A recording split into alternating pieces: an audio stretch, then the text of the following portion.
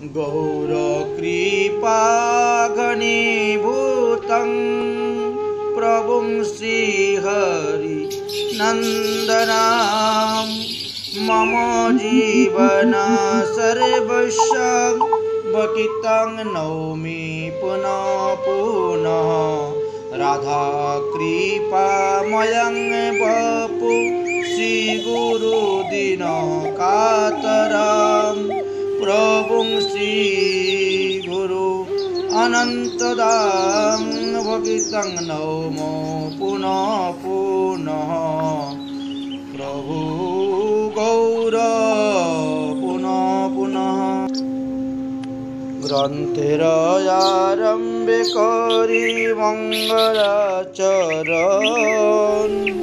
गुरु वैष्णव भगवान तिनेर स्मरण स्मरणे हय विघ्न विनाशन अनायासे हय निज वांछित पूरण हरे कृष्ण कृष्ण कृष्ण हरे हरे हरे राम राम राम हरे हरे।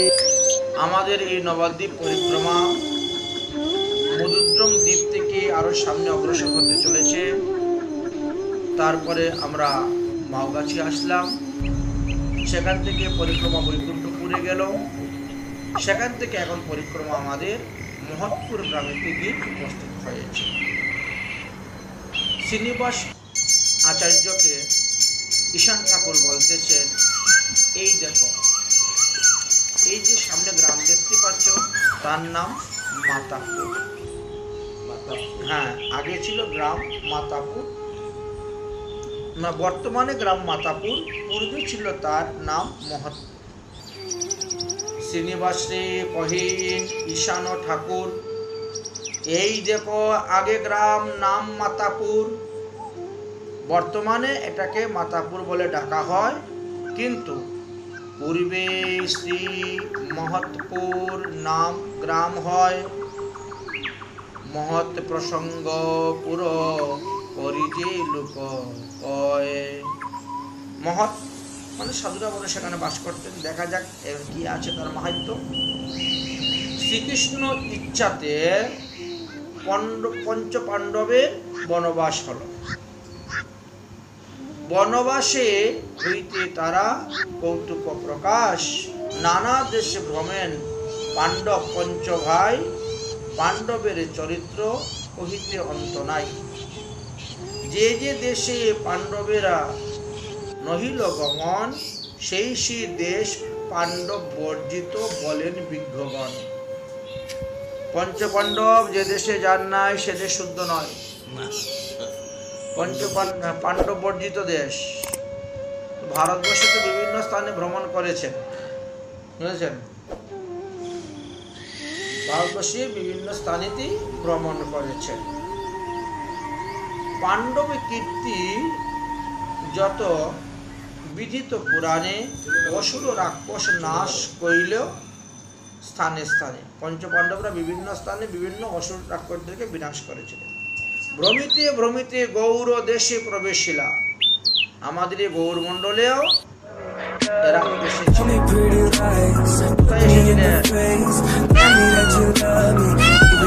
এক চক্রা নাম গ্রাম হইলেন স্থিতি, ওখানে বেশ কিছুদিন ছিলেন। সেখানে একটা অসুরকে মেরেছিলেন। এক চক্রা প্রবেশেছি অসুর রাক্ষস, সে সবে বদিল ভীম, বেপিল সুযশ। একটা রাক্ষসকে সেখানে বধ করেছিলেন, তার প্রমাণ আজও বোঝে আছে সেখানে। দ্রৌপদী সহিত শ্রী পঞ্চ পাণ্ডব পাঁচ ভাই লুকায়িত রহে হিতে অহিসাধ্য নেই। এক চক্রা নির্জনে রহেন মহানন্দে, সদাই সম্বরেন বলদেব কৃষ্ণচন্দ্রে। অর্থাৎ নিত্যানন্দ প্রভু তো সেখানে বলদেব রূপে অবতীর্ণ হবেন, এই জন্য সেই স্থানের মহিমাটা দেখি। এক চক্রা ভূমি শুভা মনোহর, মনে বিচারে যুধিষ্ঠির বিজ্ঞবর। যুধিষ্ঠির একচক্রা গ্রামকে দর্শন করে তিনি মনে মনে বিচার করছেন যে এই স্থানটি মহিমা কি। দেখিয়া অনেক দেশ ওইছে না দেখিনু, ওইছে চিত্ত আকর্ষণ কোথায় না হইনু। অনেক স্থান ভ্রমণ করেছি, কিন্তু এই স্থানটি আমাকে এত আকর্ষণ করছে কেন? আমি তো এর আগে কোন স্থান এত আকর্ষণ করে নাই। নিশ্চয়ই এখানে কিছু না কিছু ভগবত লীলা আছে। হিতে বুঝি কৃষ্ণ লীলা স্থান এই স্থান, কৃষ্ণ জানাইলে জানি মহিমা ইহান। তাহলে কি এখানে কোন সময় কৃষ্ণ লীলা করে গিয়েছিলেন? যদি ভগবত কৃপা হয় তবেই জানতে পারবো, না হলে জানা যাবে না। ওইছে বিচারিয়া প্রায় রাত্রি শেষ হইল, কৃষ্ণের ইচ্ছাতে কিছু নিদ্রা আকর্ষিল। চিন্তা করতে করতে রাত্রিবেলা শয়ন করেছেন। স্বপ্নেতে রোহিণী নন্দন বলরাম এসে উপস্থিত। স্বপ্নস্থলে রোহিণী নন্দন বলরাম হইলা সাক্ষাৎ শোভা অতি অনুপম। মন্দ মন্দ হাসিয়া অদ্ভুত স্নেহ বসে, রাজা যুধিষ্ঠিরে কহিন মৃদু মৃদু ভাসে। এই কত দূরে নবদ্বীপ নামে গ্রাম, সুরধ্বনি বেষ্টিত পরম রম্য স্থান। কলির প্রথমে কৃষ্ণ তথায় বিপ্রকুলে জন্মিব আচ্ছন্ন রূপে মহাকৌতূহলে। নানা দেশে জন্মিবে ভগবানের প্রিয় ভক্তগণ, তারা তার ইচ্ছা মতে জন্ম হইবে আমার, এবং আমিও এই একচক্রা গ্রামে জন্মগ্রহণ করব, সেটা ভগবত ইচ্ছা। এই একচক্রা মোর বিলাসের স্থান, এত কহি বলদেব হইলা অন্তর্ধান।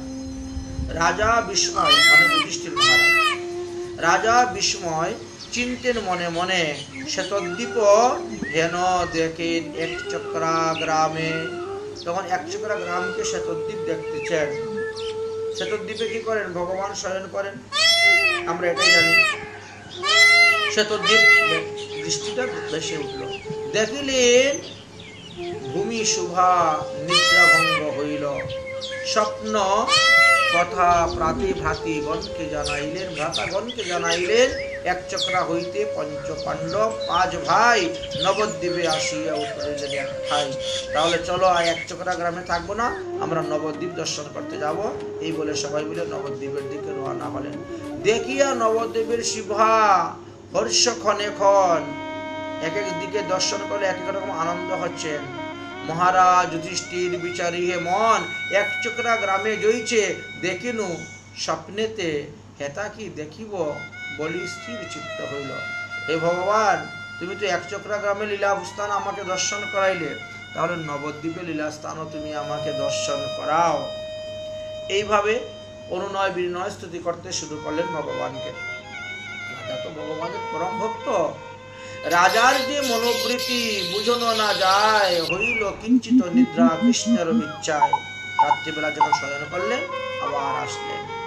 স্বপ্নস্থলে কৃষ্ণ বলদেব ভ্রাতা দয়, হইলা সাক্ষাৎ শোভা মোহন মোহয়। রাজা যুধিষ্ঠিরে কৃষ্ণ কহেন হাসিয়া, মোর জন্মভূমি এই নগর নদিয়া। কলিযুগে প্রকট হইয়া গণ সঙ্গে, মাতাইব জগৎ হরিনাম সংকীর্তনে। তোমা শোভা সহ সিন্ধু তীরে বিলসিব, ব্রজের দুর্লভ প্রেম সুধা ভক্তি পিয়াইব। এত কহি রাজার জানিয়া মনোবৃত্তি, হইলেন পরম সুন্দর শ্রী গৌর মূর্তি। ভগবান কৃষ্ণচন্দ্র এইভাবে যুধিষ্ঠির মহারাজকে বলে তিনি কৃষ্ণরূপ ধারণ করলেন। কৃষ্ণ বলদেব দেখিয়া হেন রূপ, আত্মবিস্মৃত যুধিষ্ঠিরে ভক্ত পরমানন্দে সিক্ত হইয়া নেত্র জলে, লুটাইয়া পড়েন 2 প্রভুর পদ তলে। 2 প্রভু রাজারে করিয়া আলিঙ্গন, মানে যুধিষ্ঠিরকে করিয়া আলিঙ্গন করিয়া প্রভুদ বাক্যে হইলেন অদর্শন। প্রভু অদর্শন কইলা বেকুল হৃদয়, জাগিয়া দেখেন রাত্রি প্রভাত সময়। এই অদ্ভুত কথা জানাইয়া ভ্রাতা গণে, কতদিনে আনন্দে রহিলা নবদ্বীপ নাম স্থানে। মহতের শ্রেষ্ঠ যুধিষ্ঠির মহাশয়, তার বাসস্থান হেতু মহৎপুর হয়। এই জন্য এই স্থানের নাম মহৎপুর পড়েছিল।